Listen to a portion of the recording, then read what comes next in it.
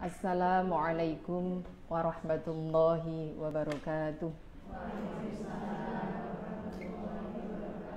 Bismillah, alhamdulillah, assalatu wassalamu ala rasulillah Sayyidina wa maulana Muhammad ibni Abdillah wa ala alihi wa ashabihi wa mawalah. La hawla wa la quwwata illa billah, amma ba'd. Sesepuh, ini sepuh yang selalu kami ta'zimi, sahabat-sahabatku fatayat dimanapun berada yang selalu kami banggakan. Alhamdulillah wa syukurillah, pada kesempatan pagi ini kita bisa menyelenggarakan kembali acara kajian Ramadan yang selalu kami adakan setiap tahunnya. Tahun ini merupakan tahun ketiga dari penyelenggaraan kajian Ramadan secara online maupun secara offline. Pada kesempatan kali ini kami mengucapkan terima kasih yang pertama kepada segenap panitia, dalam hal ini adalah bidang dakwah yang telah mempersiapkan acara ini dari 1 bulan yang lalu hingga saat ini. Kami hanya bisa mengucapkan jazakumullah ahsanal jaza. Yang kedua, terima kasih kami ucapkan kepada sahabat Umdatul Baroroh yang telah berkenan untuk mengisi kembali acara kajian Ramadan ini dengan menyediakan beberapa fasilitas seperti tempat maupun yang lainnya. Kami hanya bisa mengucapkan jazakumullah khairul jaza, jazakumullah ahsanal jaza, amin ya rabbal alamin. Sahabat-sahabat, pada kesempatan kali ini kami mengambil kajian Ramadan dengan kitab Hujjah Ahli Sunnah wal Jamaah karya Kiai Haji Ali Maksum Jogja. Beliau adalah seorang ulama, beliau adalah seorang yang aktif di pendidikan pesantren dan aktif di Nahdlatul Ulama sampai akhir hayatnya. Ini merupakan teladan yang baik untuk kita semuanya. Di kitab Hujjah Ahli Sunnah wal Jamaah ini ada berbagai macam dalil yang menguatkan amalan-amalan aswaja an-nahdiyah, seperti dalam bab pertama sampainya pahala kalimat thayyibah dan sedekah kepada mayit, sampai diakhiri dengan bab tawassul kepada Rasulullah dan kepada aulia dan orang yang soleh. Harapan kami dengan adanya ngaji seperti ini bisa memperkuat pemahaman kita dan pengetahuan kita tentang pengamalan aswaja an-nahdiyah. Demikian, semoga bermanfaat untuk kita semua, para generasi Nahdlatul Ulama. Semoga bermanfaat untuk halayak semuanya. Demikian dari kami, kurang lebihnya mohon maaf. Wallahul muwaffiq ila aqwamit thoriq. Wassalamualaikum warahmatullahi wabarakatuh.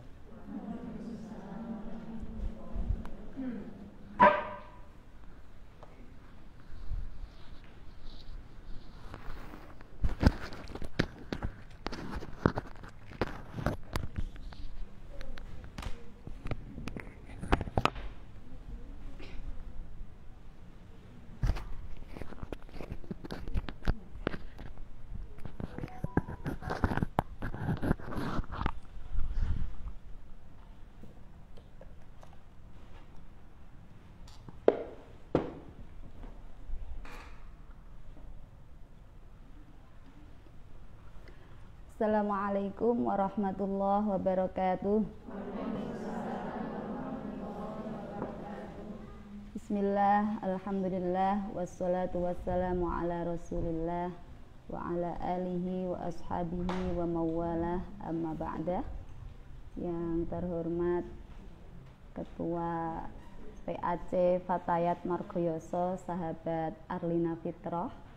Yang saya hormati seluruh sahabat-sahabat Fatayat dimanapun berada, wabil khusus sahabat-sahabat di PAC Fatayat Margoyoso yang sebagian sudah berkenan hadir rawuh di majelis hari ini dan juga sebagian yang lain menyimak secara online. Para pemirsa yang dirahmati oleh Allah, syukur alhamdulillah pada kesempatan Ramadan kali ini kita masih bisa melanjutkan kajian Ramadan yang dilakukan secara online maupun offline untuk tahun ini. Tadi sebagaimana disampaikan oleh sahabat ketua PAC, sahabat Arlina Fitroh, bahwa ini termasuk kegiatan rutin yang sejak dulu dilakukan oleh PAC Fatayat Margoyoso, dan semenjak pandemi tahun 2020 waktu itu karena kondisi kita tidak memungkinkan untuk bertemu secara tatap muka, lalu diinisiasi untuk melakukan kajian Ramadan secara online.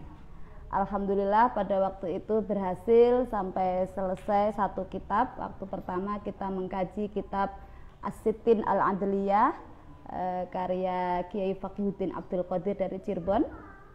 Lalu kesuksesan yang kedua, kemudian tahun berikutnya tahun 2021 kita masih melanjutkan lagi melakukan kajian online itu dan mengangkat kitab Fiqhul Mar'ah Al-Muslimah ya, karya Asy-Sya'rawi. Kemudian tahun ini kebetulan sahabat-sahabat PAC dari Fatayat Margoyoso meminta kembali untuk mengadakan acara ini. Sebenarnya saya juga malu karena sudah berkali-kali barangkali bosan. Dan tahun ini, kalau tahun-tahun sebelumnya temanya tentang perempuan, untuk yang tahun ini agak sedikit berbeda. Ini mulai mengkaji yang khusus terkait dengan ajaran Ahlus Sunnah wal Jamaah. Karena kebetulan di sahabat-sahabat Fatayat merasa memerlukan untuk memahami lebih dalam terkait dengan ajaran Ahlus Sunnah wal Jamaah, maka dipilihlah kitab yang sudah hadir pada di depan panjenengan semua, yaitu kitab Hujjatu Ahli Sunnah wal Jamaah.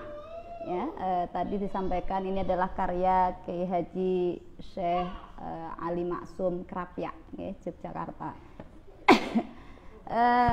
Sahabat-sahabat semuanya, para pemirsa yang dihormati, saya akan mengkaji kitab ini, harapannya bisa sampai khatam. Tetapi kalau 4 kali pertemuan di dalam bulan Ramadan nanti tidak bisa selesai, insya Allah akan dilanjutkan begitu kata panitia setelah selesai bulan Ramadan. Jadi ini meskipun ngajinya secara online, tapi kita berharap bisa tabarukan dengan kitab beliau Kiai Ali Maksum, dan juga kita niatkan ini adalah bagian dari ngurep-ngurep dan nguri-nguri ajaran Ahlus Sunnah wal Jamaah An-Nahdiyah yang juga sudah diajarkan oleh beliau Hadratus Syekh Hasyim Asy'ari. Semoga dengan cara kita ikut menguri-nguri dengan seperti ini, kita semuanya akan juga diakui oleh Hadratus Syekh sebagai salah satu murid beliau yang ikut menghidupkan dan membesarkan ajaran Nahdlatul Ulama, ajaran Ahlus Sunnah wal Jamaah An-Nahdiyah melalui Jam'iyah Fatayat Nahdlatul Ulama. Dan semoga apa nanti yang kita kaji bisa bermanfaat untuk kita semuanya, wabil khusus untuk keluarga besar Fatayat di PAC Margoyoso. Mari kita mulai pengajian kita hari ini. A'udzubillahi minasyaitonirrajim. Bismillahirrahmanirrahim. Ila hadratin nabiyil mustafa Muhammadin sallallahu alaihi wasallam. Tsumma ila jami'i ikhwanihi minal anbiya'i wal mursalin wal awliya'i wasyuhada'i wassalihin wassahabati wattabi'in wal ulama'i wal musannifin wa jami'il malaikatil muqarrabin, khususan Syekh Abdul Qadir Al-Jilani wa khususan Mbah Ahmad Mutamakin, Mbah Ronggo Kusuma, Mbah Yasin, Mbah Muhammadin Masanusi, Mbah Rifa'in, Mbah Muhammad wa Mbah Ali Maksum wa usulihim wa furu'ihim wa azwajihim summa ila jami' ahlil qubur minal muslimina wal muslimat min masyariqil ardi ila magharibiha barriha wa bahriha khususan aba'ana wa ummahatina wa ajdadana wa jaddatina wa asatizana wa ustadzatina wa khususan ummi wa abi wa muassisi fatayat Nahdlatul Ulama wa muassisi jam'iyah Nahdlatul Ulama fi Indonesia lahum wa lahul Fatihah. A'udzu billahi minasy syaithanir rajim. Bismillahirrahmanirrahim. Alhamdulillahi rabbil alamin arrahmanir rahim maliki yaumiddin. Iyyaka na'budu wa iyyaka nasta'in ihdinas siratal mustaqim. Siratal ladzina an'amta 'alaihim ghairil maghdubi 'alaihim waladdallin. Amin. Qala al-musannifu rahimahullahu ta'ala wa adama an-naf'a bihi wa bi'ulumihi fid dharain amin. Bismillahirrahmanirrahim. Alhamdulillahilladzi anzalal kitaba tibyanan likulli syai'in wa hudan wa rahmatan liqaumin yu'minun. Segala puji bagi Allah yang telah menurunkan Al-Qur'an tibyanan sebagai penjelas likulli syai'in terhadap segala sesuatu, wahudan dan sebagai petunjuk, warahmatan dan sebagai kasih sayang, liqaumi yu'minun kepada kaum yang beriman. Jadi ini musannaf atau Kiai Ali Maksum ini membuka pertama kitabnya dengan bacaan basmalah dan hamdalah ya. Ini di dalam bahasa Arab sering disebut sebagai khutbatul kalam. Jadi memang kalau kita memulai segala sesuatu itu biasanya dimulai dengan bismillah, kemudian hamdalah dan juga sholawat ma'assalam ya. Karena ini menjadi kesunahan yang sebagaimana disampaikan oleh Rasulullah Shallallahu Alaihi Wasallam bahwa segala sesuatu kebaikan itu ketika tidak dimulai dengan basmalah maka fahuwa aqta'u, maka dia akan terputus dari rahmatnya Allah. Maka kita biasakan di dalam memulai hal apa saja kita upayakan untuk memulainya dengan bacaan basmalah dan hamdalah. Nah, Al-Quran ini diturunkan oleh Allah sebagai tibyanan likulli syai', sebagai penjelas terhadap segala sesuatu, juga petunjuk dan kasih sayang kepada orang-orang yang beriman. Jadi adanya Al-Quran itu karena Allah menyayangi kita, bukan karena ingin memberikan beban, tapi justru karena Allah ingin menyayangi kita. Karena dengan Al-Quran kita bisa menjadi tahu bagaimana hukum dan syariat Allah yang sebenarnya. Fihi basairu wa nurun wa shifaun lima fis sudur. Di dalam kitab tersebut, fihi di dalam kitab basairu terdapat beberapa penjelasan ya terhadap beberapa penerangan, wa nurun dan cahaya, wa shifaun dan pelipur lara, lima fis suduri terhadap apa yang ada di dalam hati kita. Jadi kalau kita sakit hati atau gundah gulana, kalau kita membaca Al-Quran itu merasa plong, merasa ada kelonggaran, karena memang fungsi Al-Quran selain menjadi petunjuk itu juga syifaun lima fis sudur, jadi menjadi pengobat hati. Jadi kalau para sahabat-sahabat fatayat sedang sakit hati, jangan mencari obat hati keluar, apalagi mendatangi mbah dukun. Jadi cukup baca Al-Quran, renungi, maka kita akan mendapatkan obat hati itu. Meskipun kita nggak tahu isinya ya, kadang-kadang kita membaca karena kita bukan orang Arab, barangkali tidak bisa menangkap seluruh isi di dalam Al-Quran, tapi bahasanya saja itu karena mengandung mukjizat, maka Al-Quran itu dibaca sudah terasa enak, ya, indah bahasanya.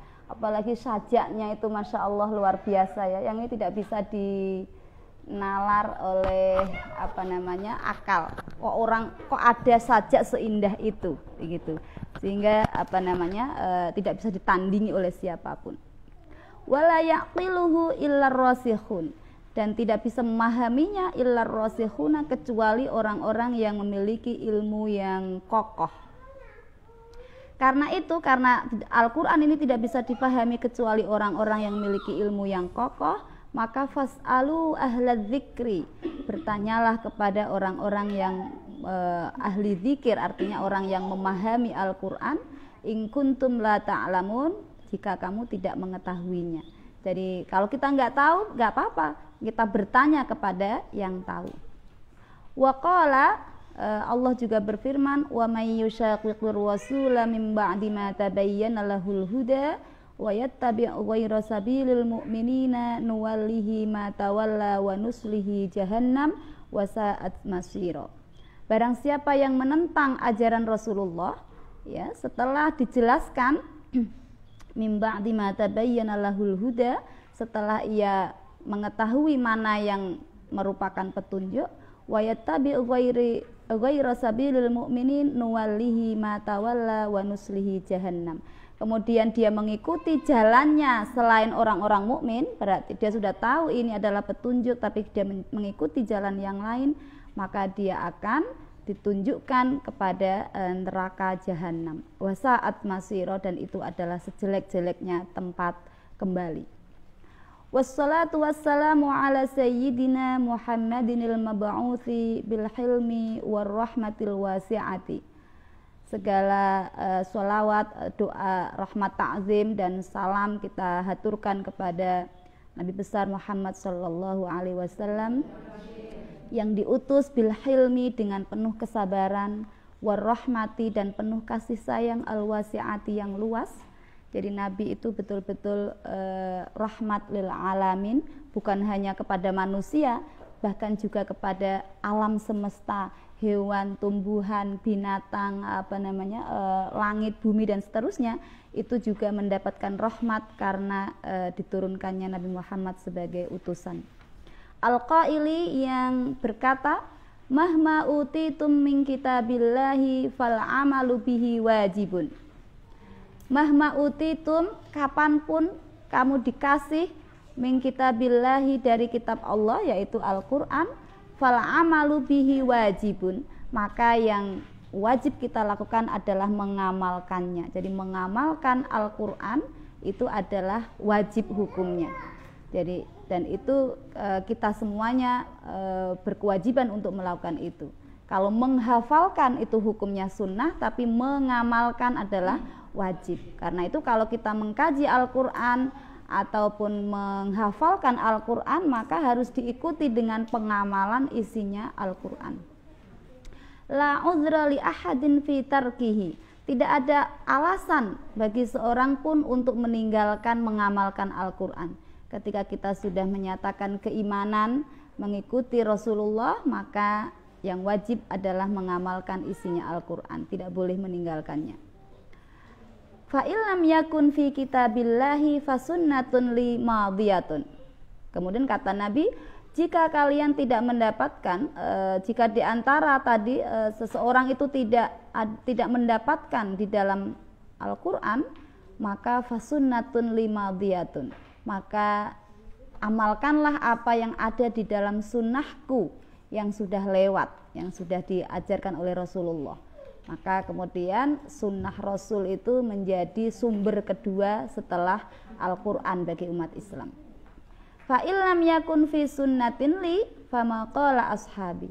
Jika di dalam sunnahku, kata Nabi, kamu tidak didapatkan di dalam sunnahku, fama qala ashabi, maka amalkanlah apa yang ada di dalam, apa yang diucapkan oleh para sahabatku. Kenapa kok disuruh mengamalkan apa yang diucapkan oleh para sahabat? Li'anna ashabi kan nujumi fis samai. Karena sahabatku, teman-temanku, kata Nabi, adalah bagaikan bintang-bintang di langit. Fa ayyuma akhadtum bihi faqad ihtadaitum. Kapanpun kamu mengambil ucapan dari sahabatku itu, faqad ihtadaitum, maka kamu akan mendapatkan petunjuk. Wakhtilafu ashabi lakum rahmatun, dan perbedaan sahabat-sahabatku bagi kalian adalah rahmat. Karena sahabatnya Kanjeng Nabi banyak, satu dengan yang lain bisa jadi berbeda pemahamannya, berbeda ingatannya, maka yang satu ngomong A, yang satu cerita B, yang satu lagi cerita C, ini gimana kok antar sahabat berbeda-beda? Sudah diantisipasi oleh Rasulullah. Kalau melihat perbedaan para sahabatku ini, nggak usah debat, nggak usah takut, nggak usah bingung, karena ikhtilafu ashabi lakum rahmatun. Jadi kalau ada perbedaan, itulah justru rahmat bagi kita.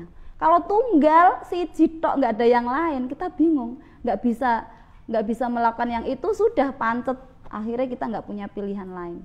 Nah itu juga nanti yang terjadi di dalam ulama ya. Jadi ulama yang banyak sekali, ada berbagai mazhab. Kalau yang kita kenal sekarang ada mazhab 4 di dalam fikih, itu yang masih ada, tapi semuanya kalau mazhab itu lebih banyak dari itu. Yang pernah terekam dalam sejarah ada kurang lebih 19 mazhab, tapi yang sekarang masih ada yang terbesar adalah hanya 4. Yang 19 ini masih banyak ya. Ada mazhab fikihnya Imam At-Tabari, ada Imam An-Nakhai, ya, macam-macam, Imam Hasan Al-Basri. Nah semuanya itu bisa jadi berbeda-beda antar satu dengan yang lain, antara ulama satu dengan yang lain. Maka nggak usah bingung, ini gimana, kata si A bilangnya B, ini si bilangnya C, katanya ini boleh, yang sana bilang nggak boleh, yang sana malah melarang. Ini janjinya sing bener sing di. Ini kok durang genah kabeh. Nah, kadang-kadang kalau kita bingung karena kita awam, justru malah nyalahno ulamae. Iki ulama ramain nah ngene iki ya, gitu. Kata orang Pati bahasanya gitu. Nah ini justru kita yang salah paham. Nggak apa-apa, silahkan berbeda pendapat, karena ikhtilafu ummati itu rahmat. Jadi kita bisa memilih yang A, yang B, yang C. Gimana cara memilihnya? Ya kapan kita yang sesuai. Karena kadang-kadang kita itu tinggal di tempat pada waktu yang berbeda, di masyarakat yang berbeda, itu kebutuhannya bisa berbeda-beda. Jenengan yang tinggal di Margoyoso dengan 20 rantingnya, 20 desanya, itu juga beda-beda. Yang Sonean dengan yang Cebolak sini pasti kebutuhannya berbeda. Yang orang Kajen dengan orang yang Ngemplak Lor sana juga akan berbeda. Maka silahkan ambil mana yang tepat.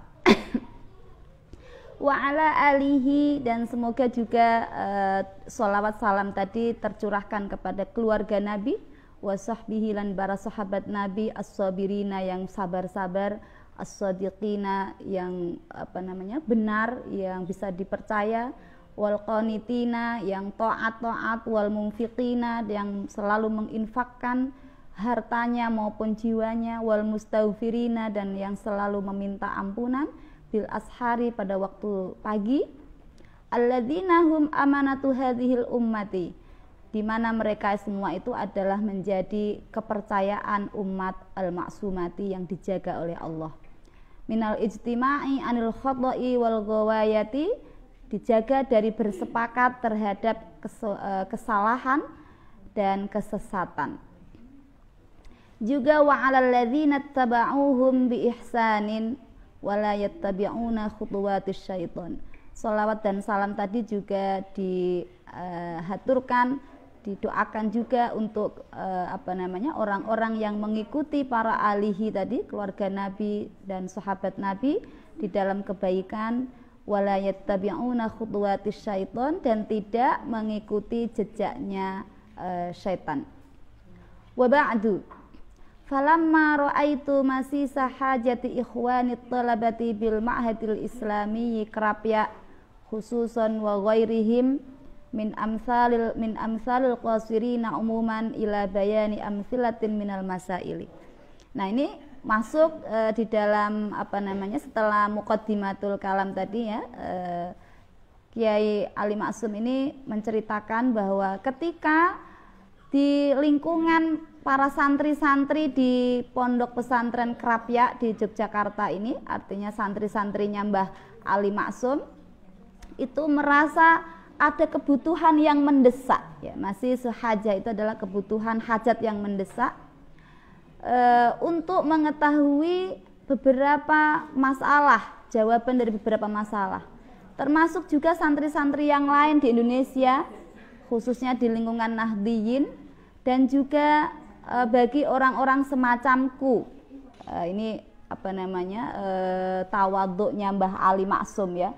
Orang Mbah Ali Maksum yang sedemikian alimnya saja masih bilang wa ghairihim min amsali al-qasirin, dan orang-orang semacamku yang otaknya atau akalnya itu cupet ya. Padahal ini namanya tawaduk ya. Memang para ulama itu semakin tinggi ilmunya semakin tawaduk ya.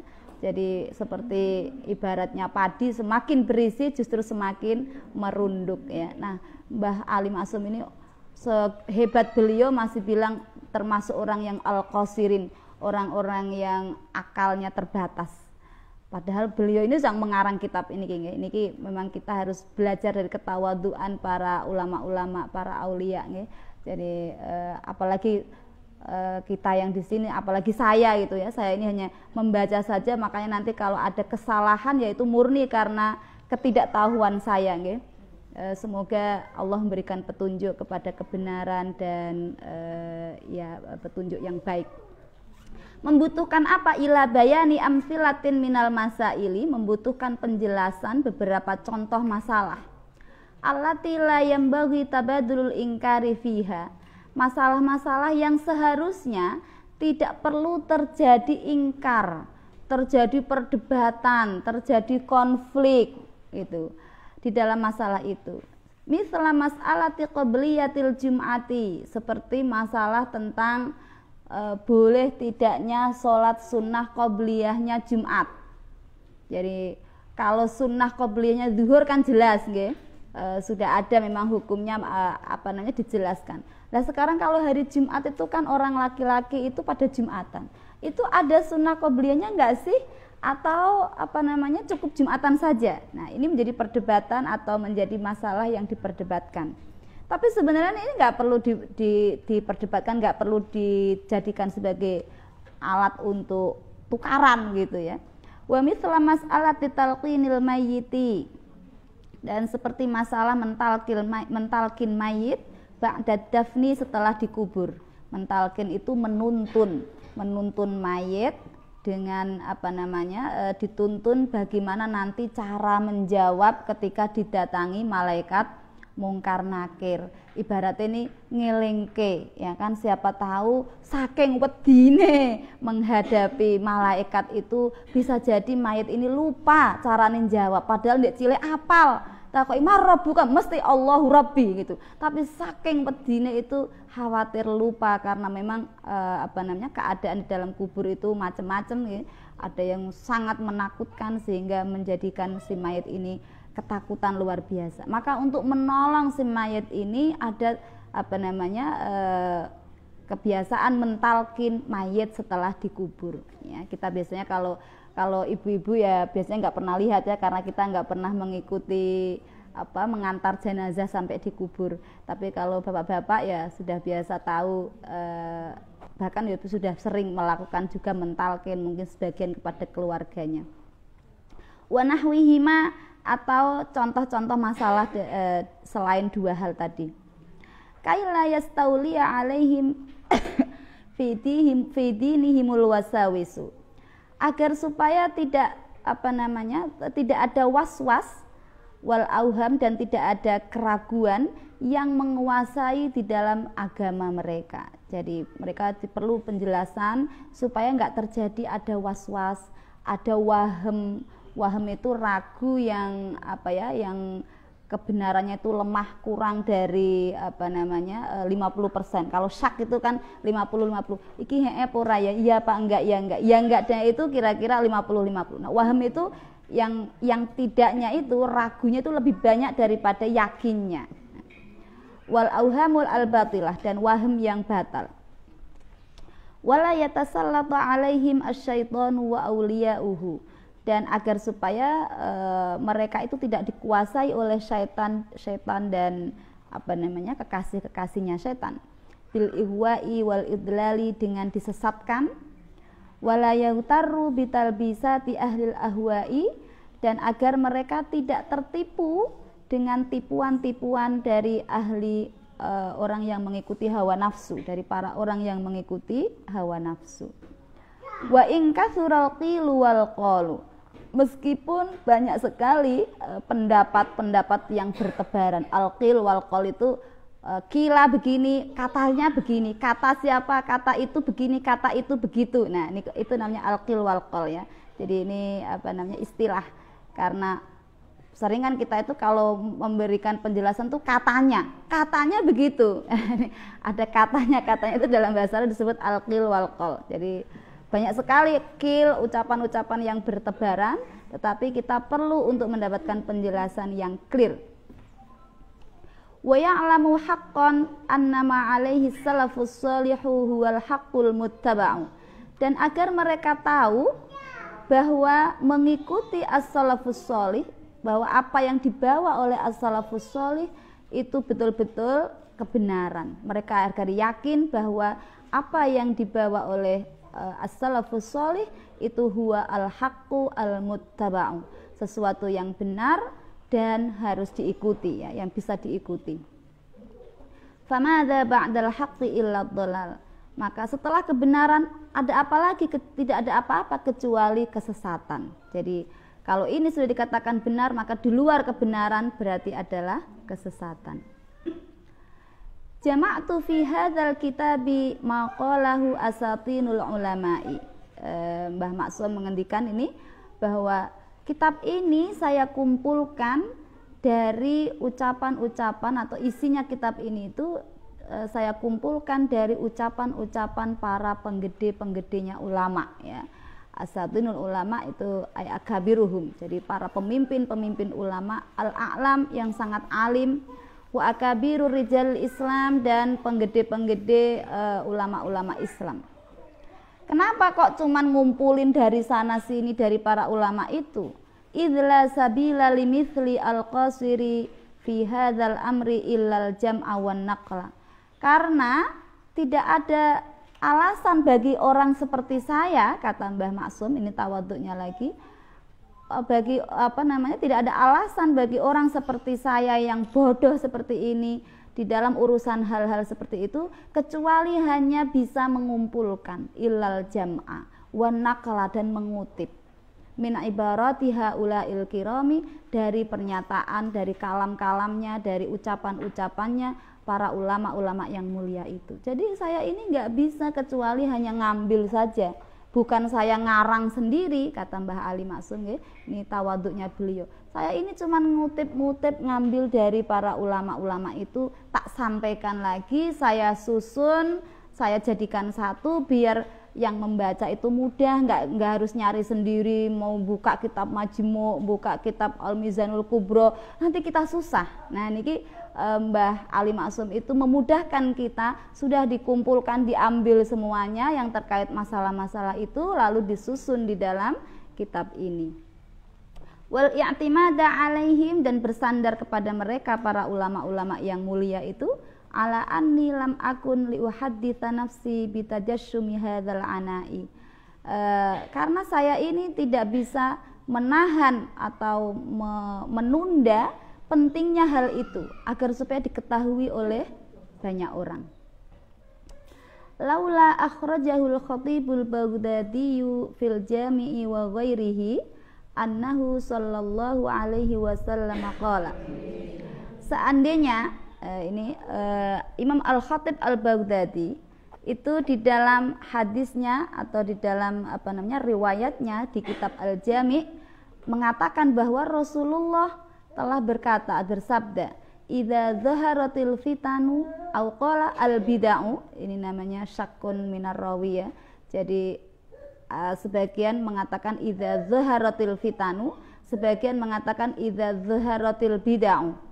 Kata Nabi, ketika terjadi sudah tampak al-fitanu, fitnah-fitnah sudah tampak bertebaran kemana-mana, atau sebagian mengatakan idza zaharatil bid'u, kalau bid'ah sudah tampak di mana-mana, wasubba ashabi, dan sahabat-sahabatku malah justru dicela, dikritik, kemudian dicaci maki, fal yuzhir al-alimu ilmahu, maka orang yang alim harus menyampaikan ilmunya, harus menampakkan ilmunya.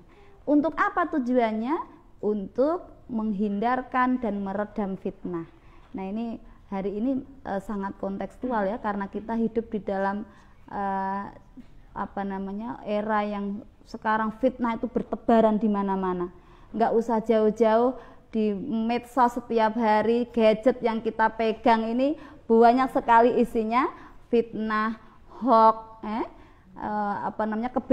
kebencian yang disebarkan kemana-mana. Maka ini sekarang tanggung jawabnya orang-orang yang alim, yang punya ilmu, ya, para sahabat-sahabat fatayat yang memiliki pendidikan yang tinggi harus turun gunung. Ini sahabat Fitrah, sahabat Nailin harus turun gunung, nggak boleh tengok-tengok ini, karena fitnah sudah di mana-mana ya. Maka harus menunjukkan ilmunya untuk menghindarkan fitnah itu. Faman lam yaf'al dzalika fa 'alaihi la'natullahi wal malaikati wan nasi ajmain. Kalau dia orang alim itu nggak mau melakukan itu, fa 'alaihi la'natullah, maka dia akan mendapatkan laknatnya Allah, wal malaikati dan malaikat, wan nasi dan manusia ajmaina seluruhnya. Jadi ini yang perlu kita teladani, bahwa kita kalau sudah memiliki ilmu, apapun ilmu itu, terutama ilmu agama, maka tugas dari seorang yang alim adalah tablighul ilmi, memberikan ilmu dengan gratis. Nggak boleh minta bayaran ya, nggak boleh minta bayaran. Lu saya dibayar kok Bu, nggak minta. Nah kalau jenengan dikasih monggo silakan diterima, tapi kalau minta itu tidak boleh ya, karena memang tugasnya orang yang alim itu adalah memberikan ilmunya. Kalau nggak memberikan ilmunya berarti kita termasuk orang yang kitmanul ilmi, mengumpetkan, menyembunyikan ilmu. Wah kalau aku njaluk warah aku wani piro. Nah ini nggak boleh ya, ini nggak boleh, karena tugas kita adalah, nah kadang-kadang ini di era sekarang yang serba materialis itu ya, semua diukur oleh materi. Kalau mau membagikan ilmunya mikir-mikir, ini kalau saya bagikan gratis lah kok enak men, saya kuliah saja sampai berpuluh-puluh juta, nulis skripsi ngasean rino wengi sikil tanggo sirah-sirah tanggo sikil lah kok ndek karek njaluk wae kepenak men. Nah ini kadang-kadang kita berpikirnya ikut menjadi materialis ya. Hati-hati, karena tugas orang yang alim adalah izharul ilmi, tablighul ilmi. La yaqbalullahu minhu sirfan wala adlan. Orang yang alim dan memiliki ilmu kalau tidak menyampaikan ilmunya, maka Allah tidak akan menerima, la yaqbalullahu minhu, tidak akan diterima darinya sirfan, ibadahnya. Ibadah baik yang sunnah maupun yang wajib. Ini istilah dalam ini ya, fikih itu sirfan itu ibadah yang berkaitan dengan kegiatan fisiknya, baik yang sunnah maupun yang wajib. Wala adlan, dan juga keadilannya enggak diterima oleh Allah, karena dia tidak mau membagikan ilmunya. Padahal sudah tahu kondisinya masyarakat sudah luar biasa, fitnah tersebar di mana-mana, tapi dia malah ngumpet ke ilmunya sendiri. Wa ma rawahul hakimu an ibni Abbasin radhiyallahu anhuma anna nabiyya sallallahu alaihi wasallam qala. Begitu juga ini ada riwayat dari Imam Hakim dari Ibnu Abbas bahwa sesungguhnya Nabi bersabda, ma zahara ahlu bid'atin illa azharallahu fihim hujjatahu ala lisani man syaa min khalqihi. Katakan Nabi, tidak akan tampak ahli bid'ah, munculnya ahli bid'ah itu tidak akan ada kecuali disertai dengan munculnya para ulama atau orang-orang yang dipercaya oleh Allah, yang dikehendaki oleh Allah untuk memberikan hujjahnya kepada mereka. Jadi ketika munculnya bid'ah, maka Allah juga akan memunculkan bersama bid'ah-bid'ah itu hujjatahu, hujjah atau jawaban untuk menjawab bid'ah-bid'ah itu yang dimunculkan ala lisani man syaa, pada melalui lisannya orang-orang yang dikehendaki min khalqihi, dari makhluknya Allah. Jadi siapapun Allah menghendaki si A, si B yang kemudian dipilih untuk menjadi salah satu orang yang akan menjadi hujahnya menjelaskan tentang bid'ah-bid'ah itu, nah itu pasti akan diturunkan oleh Allah ya. Makanya memang setiap generasi umat itu pasti akan ada mujtahidnya, orang yang alim yang akan memberikan penjelasannya. Siapa itu Bu? Ya kita nggak tahu, ya. Tetapi di antara salah satu cirinya Allah memilih orang-orang yang dijadikan sebagai hujjah untuk menjelaskan syariatnya Allah adalah orang-orang yang diberikan pemahaman terhadap agama. Maka di dalam hadisnya kanjeng Nabi, mayuridillahu bihi khairan yufaqihu fiddin, ya. Barang siapa yang dikehendaki oleh Allah kebaikan, maka dia akan difahamkan terhadap ilmu agama. Nah, kalau panjenengan salah satu dari ini, bersyukurlah. Ndelalah kok saya sidik-sidik kok bisa memahami, muga-muga nggih, semoga kita semua termasuk orang yang dikehendaki Allah menjadi baik, nggih. Apalagi jenengan punya putra-putri yang semangatnya belajar luar biasa, kepingin mempelajari ilmu agama, maka jenengan sebagai orang tua nggak usah ragu, nggak usah takut. Nanti piye nang gimana nduk kowe nok pondok kerasan pura, nggak usah pokoknya dongakne ae nggih, karena berarti putra-putrine panjenengan itu insya Allah termasuk orang-orang yang dikehendaki Allah mendapatkan kebaikan. Semoga kita semua termasuk itu, nggih. Wa ha anaza azkuru fi ma ya'ti amsilatan minan naw'ainil mazkurain. Nah, inilah yang dua hadis di atas itu yang dijadikan sebagai contoh, ya. Waha anadza azkuru fi ma ya'ti amsilatan minan naw'ainil mazkurain. Biarkan saya nanti akan memberikan contoh pada dua hal tadi yang di atas, memberikan penjelasan tentang kasus yang di atas tadi, dua kasus di atas. Wallahul musta'anu li isabatis shawabi. Dan hanyalah Allah yang bisa dimintain pertolongan li isabatis shawabi, untuk membenarkan kebenaran, wa alaihi at-tuklanu, dan kepadanya lah kita bisa bertawakal, wa ilaihi al-ma'abu, dan kepada Allah lah kita akan kembali. Al-mithalul awwalu. Nah, ini masuk, jadi dari dalam kitab ini nanti ada kurang lebih 8 atau 7, ya, 8 masalah, contoh masalah yang sering menjadi 8 masalah yang sering menjadi perdebatan di dalam kalangan masyarakat, terutama di Indonesia, terutama di kalangan Ahlus Sunnah wal Jamaah An-Nahdiyah, itu sering mereka bingung. Maka ini dijelaskan oleh Imam Mbah Ali Maksum di dalam kitab ini.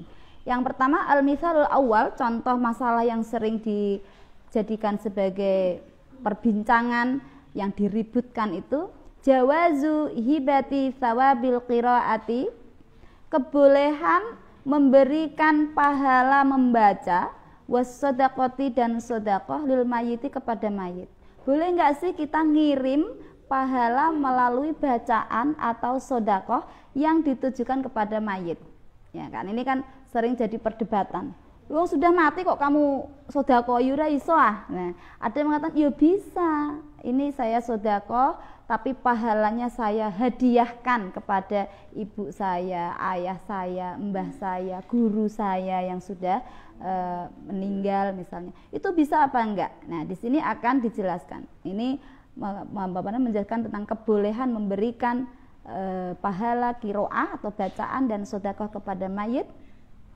Wa wusuli tsawabil qiraati, dan sampainya pahala membaca, wa a'malil birri dan perbuatan-perbuatan baik lil mayyiti, untuk mayit. Jadi perbuatan baik yang lain, kamu menolong orang, kemudian diniatkan untuk saya menolong orang ini, pahalanya saya hadiahkan kepada orang tua saya misalnya. Wa huwa maaf ya, saya agak batuk-batuk ini sudah berapa hari. Wa huwa min masailil furu'i al-khilafiyati. Nah, masalah kebolehan memberikan pahala kepada mayit ini itu termasuk masalah-masalah furu'iyah. Masalah furu'iyah itu berarti masalah cabang, bukan masalah yang usuliyah, bukan masalah pokok di dalam agama. Kalau masalah pokok itu urusan yang tentang keimanan, tauhid, ya. Tapi kalau masalah yang terkait dengan boleh nggak memberikan pahala bacaan dan sedekah, mendoakan dan seterusnya. Ini masalah yang sifatnya cabang, yang sering dijadikan sebagai perdebatan. Maka karena ini masalah yang sifatnya furu'iyah, fala yajuzu bi sya'nihi itsaratul fitani wal jidali wal ingkari alal qaili wal amili bihi. Maka tidak boleh gara-gara masalah furu'iyah itu itsaratul fitani, menggerakkan fitnah. Jadi memantik adanya fitnah. Jangan sampai dengan masalah yang sifatnya furu'iyah kemudian dijadikan sebagai alat untuk memantik fitnah yang tersebar, atau memantik wal jidali, perdebatan, poro padu, ya, wal ingkari dan keingkaran alal qaili terhadap orang yang mengatakan, wal amili dan orang yang mengamalkan, bihi terhadap tadi permasalahan jawazu hibati sawabil qiraat ila akhirih. Wala alal mukhalifi dan juga tidak kepada orang yang tidak bersepakat, jadi orang yang berbeda. Orang yang mengatakan boleh membacakan mendoakan mayit, menghadiahkan bacaan, menghadiahkan sedekah dan jika mengamalkan itu silahkan. Yang tidak mengatakan boleh, nggak mau, saya nggak mau mendoakan wis mati didongakno ya sing urip misalnya, atau nyodakoi ya sing urip. Sedekah ya buat diri kita sendiri, jangan nyodakoi orang yang sudah meninggal misalnya, ya nggak sepakat itu, maka sebaiknya tidak perlu terjadi fitnah, nggak perlu terjadi jidal, perdebatan dan juga ingkar.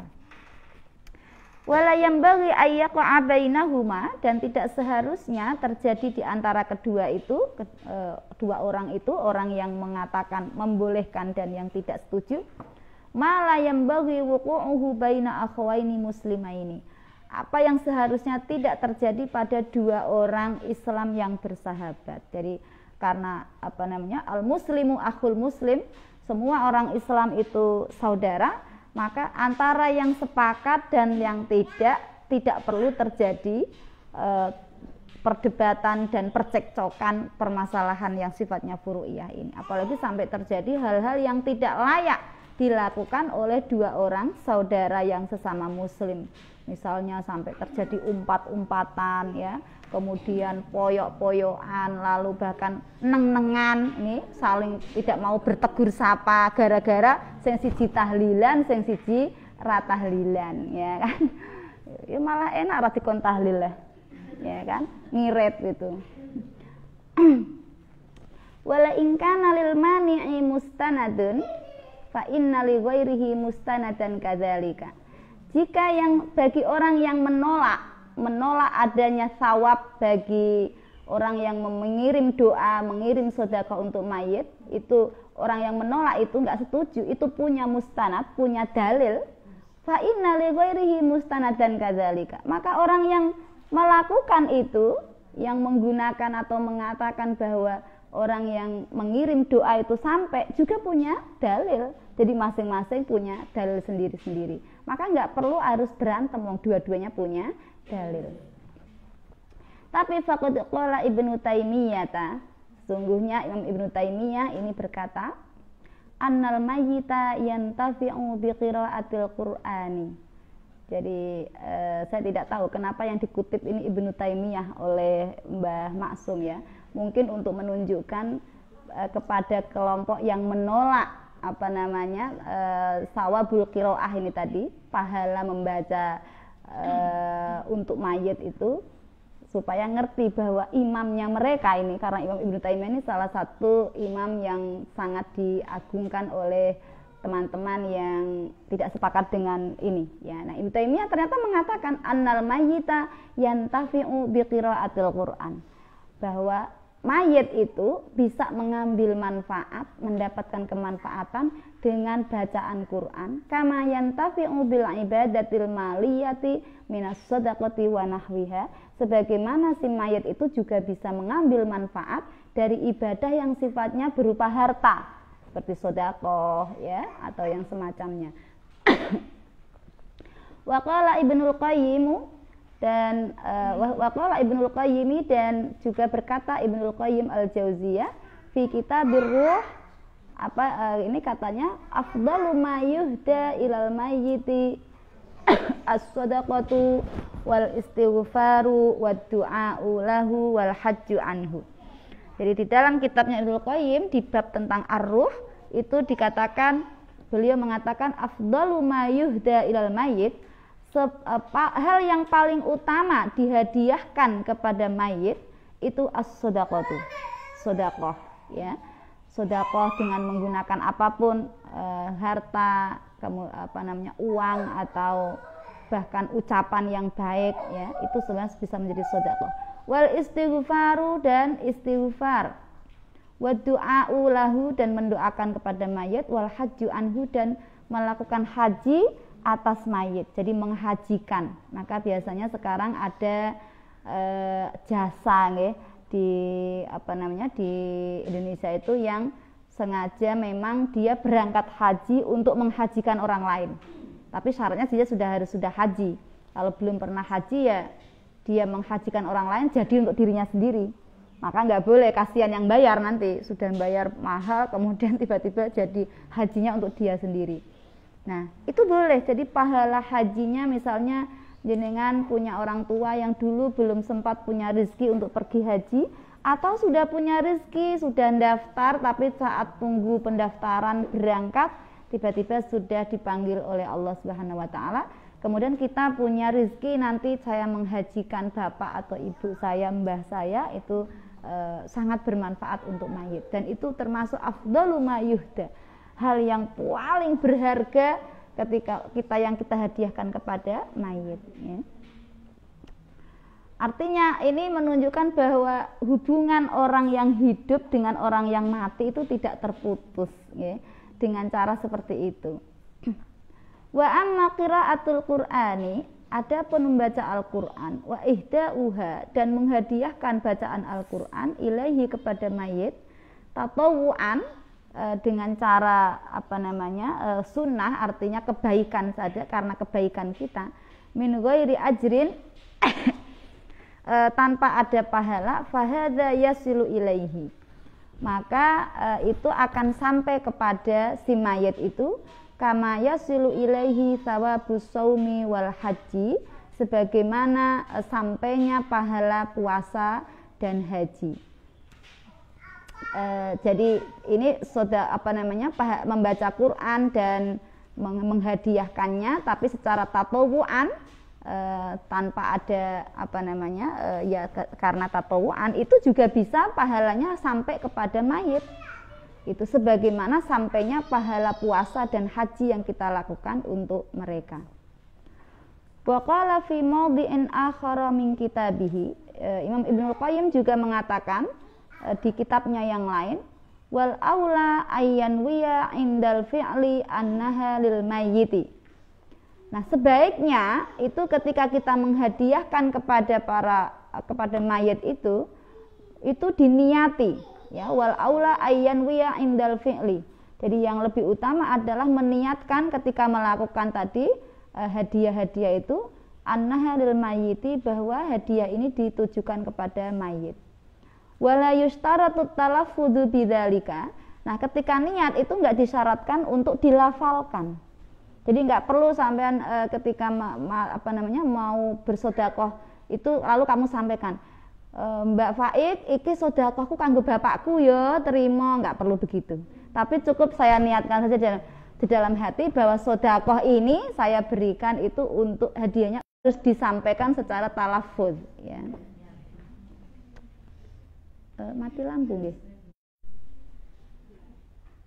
Diganti dengan data, Mbak.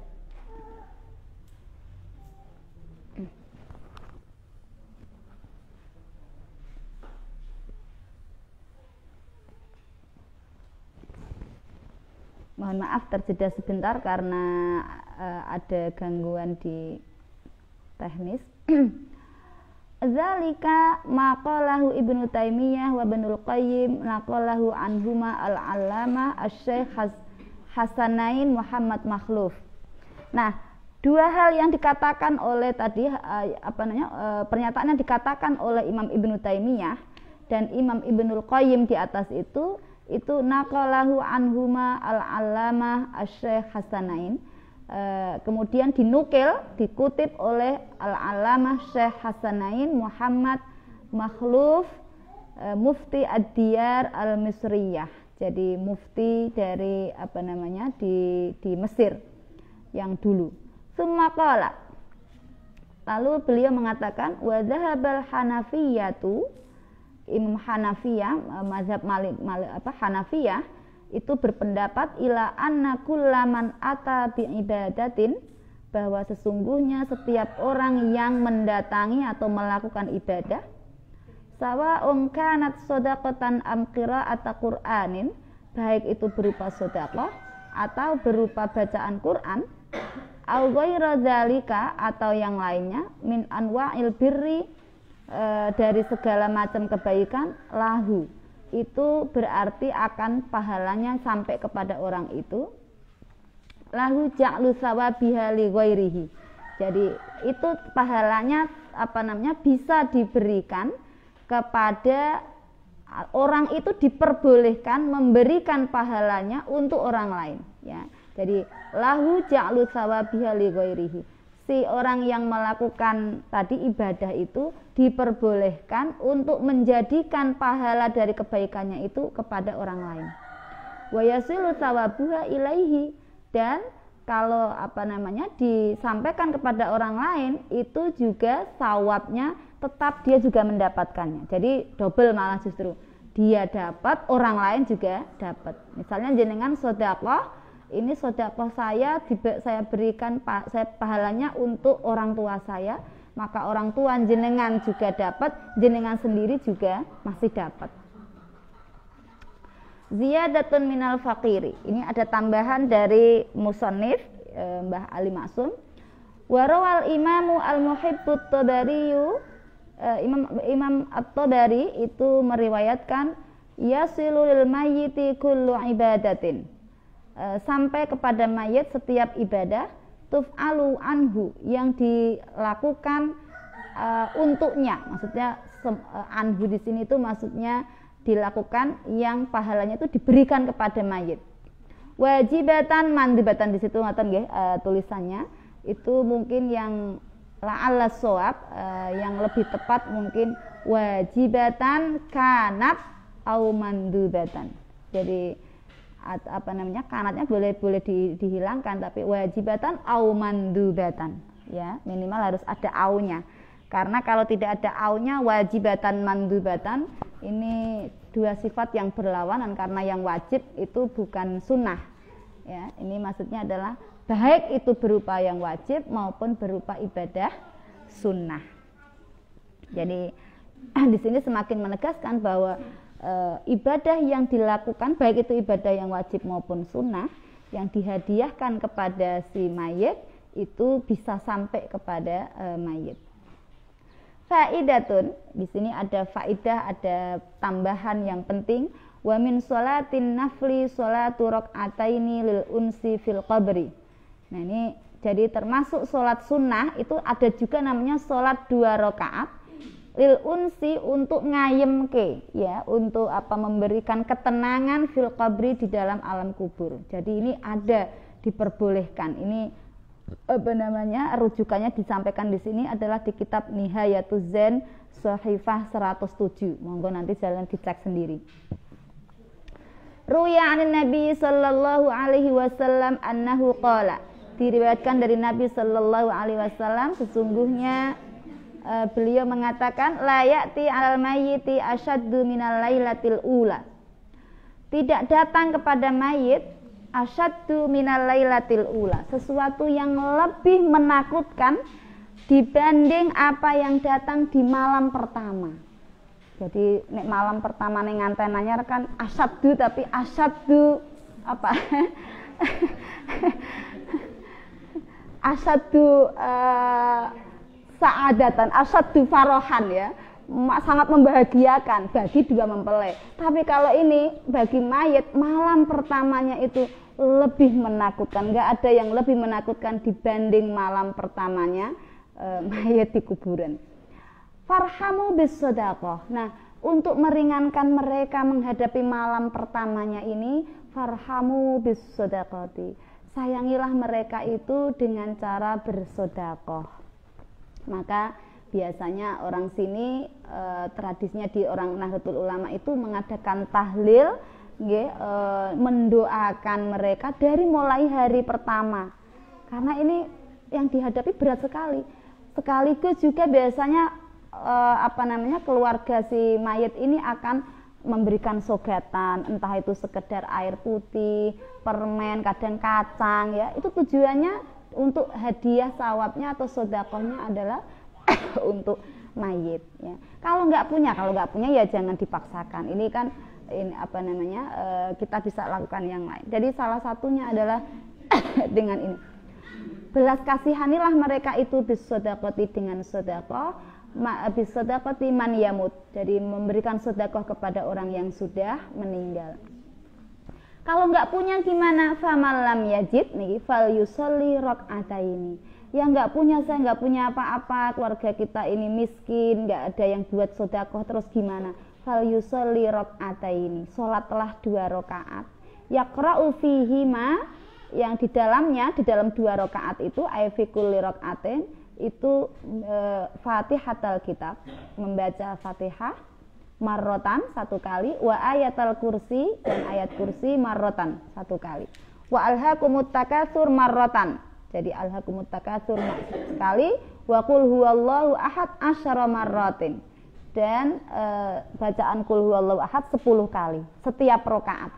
Jadi sholat 2 rakaat, setiap rakaat membaca Fatihah sekali, ayat kursi sekali, alhaqumut takatsur 1 kali, qul huwallah 10 kali. Jadi bacaan suratnya agak panjang, ya, sampai panjang. Kemudian nanti yang kedua juga sama, membaca hal yang sama.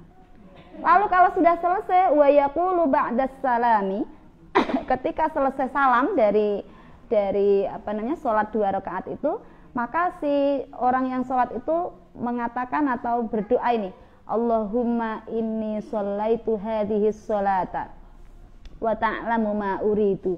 Ya Allah, saya ini sholat, dengan sholat ini panjenengan tahu apa yang saya inginkan. Maksudnya sholatku ini saya tujukan kepada orang tuaku yang sedang menghadapi malam pertamanya di kuburan yang sangat memberatkan.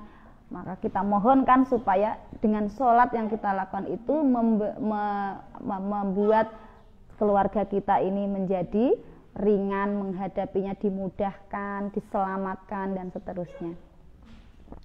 Allahumma ba'ats thawabaha ila qabri fulani bin fulanin.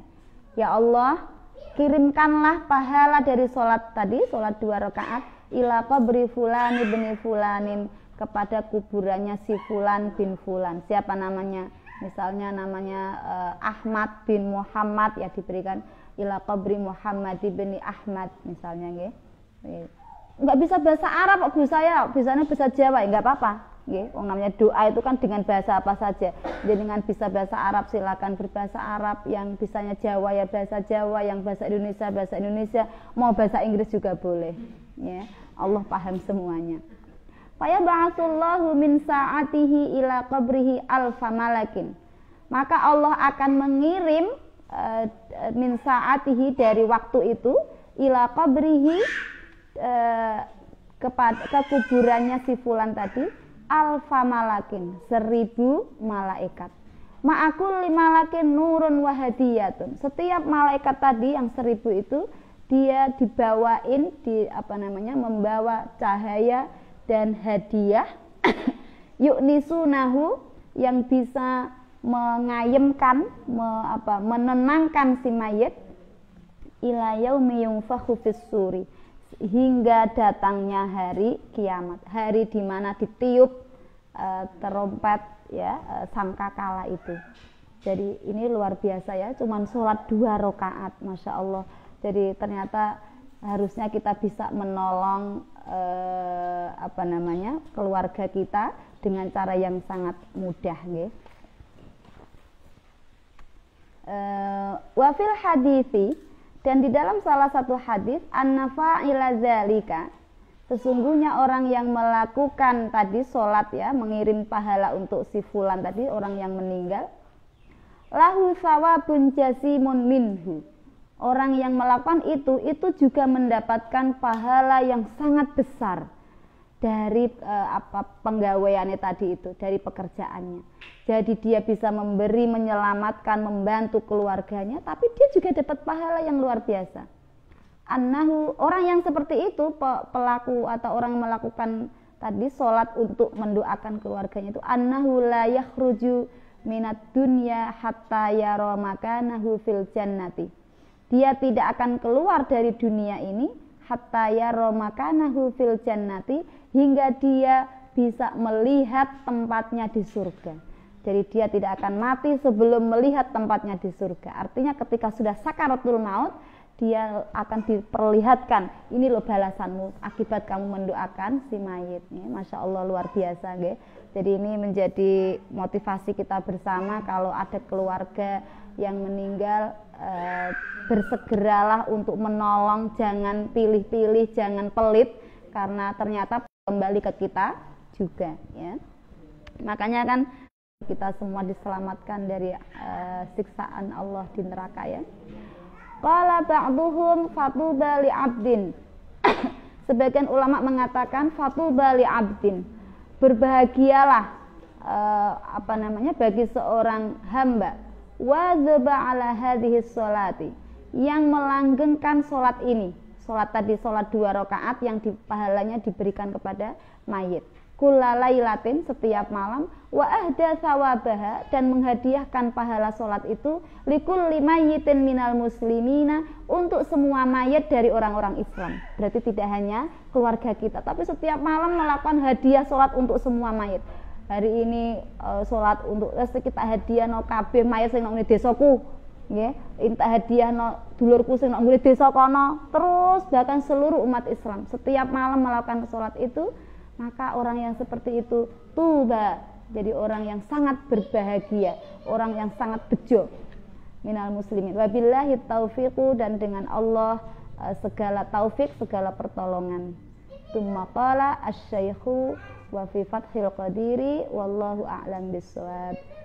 Karena waktunya sudah siang, jadi terpaksa belum selesai 1 bab, nanti kita lanjutkan lagi, nggih. Terima kasih, kurang lebihnya mohon maaf. Sampai ketemu minggu depan insyaallah di hari Selasa jam 10. Semoga kita semua tetap dalam keadaan sehat walafiat, bisa menunaikan ibadah puasa, dan puasa kita diterima oleh Allah Subhanahu wa taala. Kurang lebihnya mohon maaf. Akhirul kalam, wallahul muwaffiq ila aqwamit thoriq. Wassalamualaikum warahmatullahi wabarakatuh.